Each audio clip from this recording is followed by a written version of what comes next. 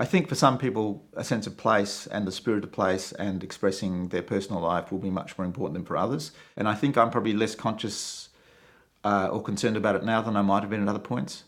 I think when I was younger, and particularly when I was studying overseas, I think I felt I wanted to define myself very much in terms of national identity, because I felt otherwise I was just part of a kind of amorphous group of millions of people who were all composing music and all doing it reasonably well, presumably.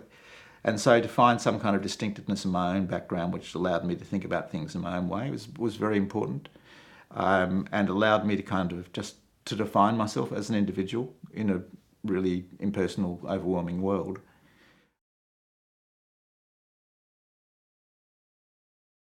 A sense of place is probably something I absorb and present in my music without being consciously seeking to do that.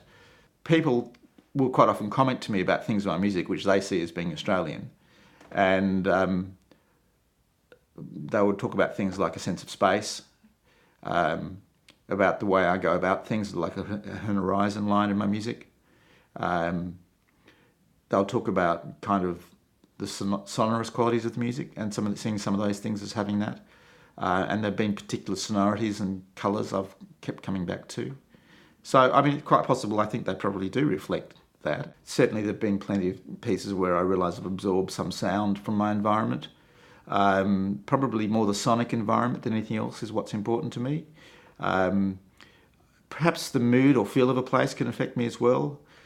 But I don't think that's specifically about Australia. I think that's just about the environment you're in. I lived in Kirraville in Wollongong for quite a long time, and for years I would hear the school chime, which was a C-sharp major ascending first inverted triad, and I heard it over and over for years. And then one day I'm looking at the piece I'm running a piece called Diver's Lament for the Sydney Symphony, and I realised I've just been writing the C-sharp major triad that I've been hearing for years off in the distance. Like, it came from, I'm not even sure which school it came from, but it was kilometres away, and it was across a valley. So you're really just hearing this far off, and it's sort of, you absorb these things. And I think maybe in that way you're kind of expressing your experience, your environment. There are things like, there are sounds in the Australian environment, you know. There are sounds to do with wind, the sounds to do with the vegetation and so forth in Australia, sounds to do with wildlife, birds, so all of those things I think one absorbs.